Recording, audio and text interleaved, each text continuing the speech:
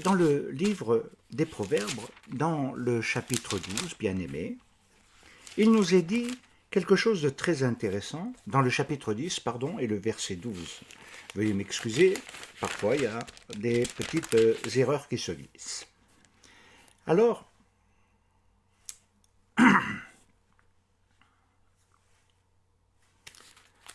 nous allons tout simplement voir un ensemble de choses qui me semblent fondamentales, où il est posé la question sur quoi repose le monde.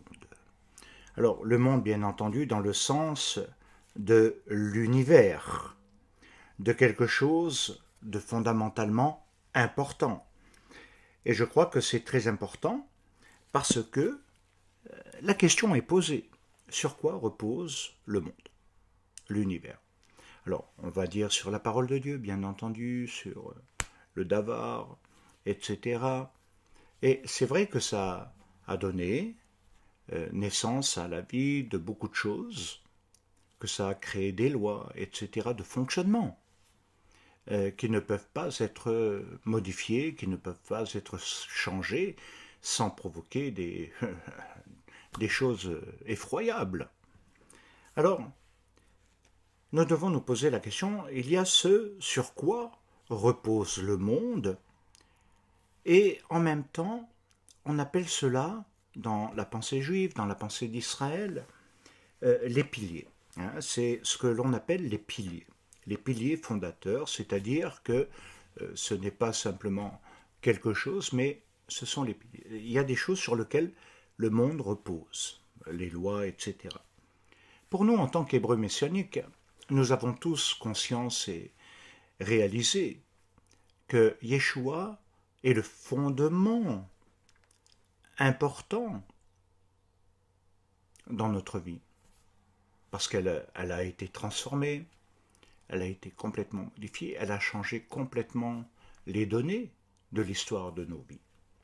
Et c'est pourquoi il est important de comprendre que Yeshua est appelé aussi Rosh Pina, donc la pierre de fondation, la pierre de fondement.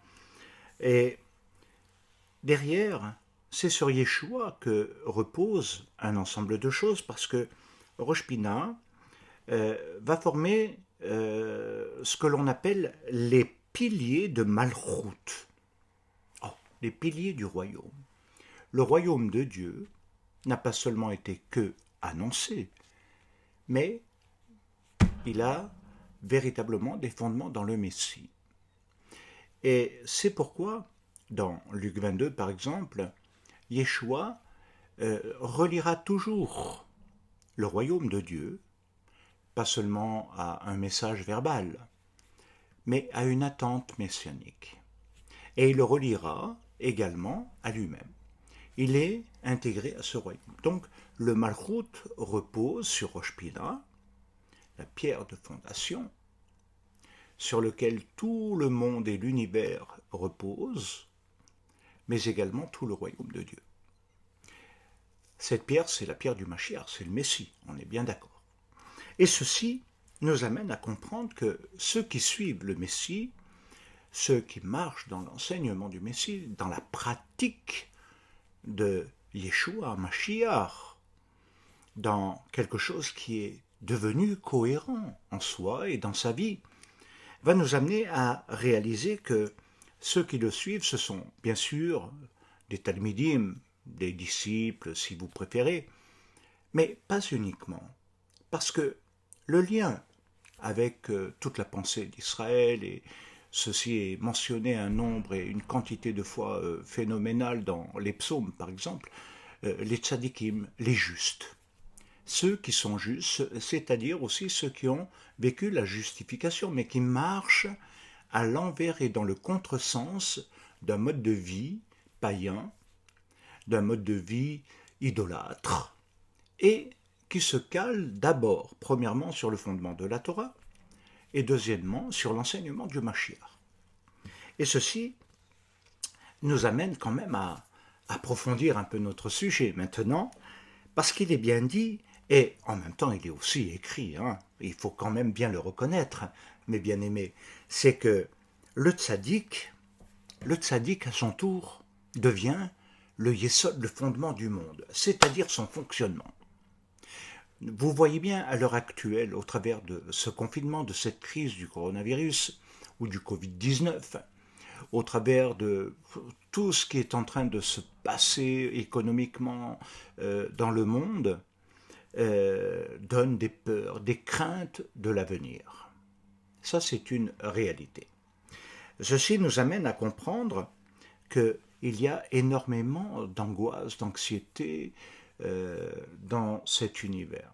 Mais sur quoi reposent finalement les fondements de cet univers, le pouvoir, l'argent, etc.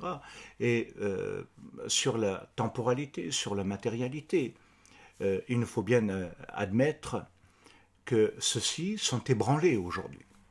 L'économie et tout le fonctionnement politique du monde est ébranlé et impuissant devant ce virus invisible qui se propage à vitesse grand V et dont le seul moyen actuel de pouvoir éviter sa propagation est le confinement.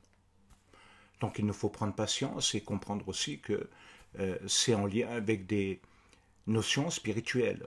Et Dieu veut montrer aussi qu'il est le seul Dieu. Que c'est lui qui a tout dans ses mains, que l'homme n'a qu'un pouvoir temporel. Et que l'orgueil de l'homme, son arrogance est frappée.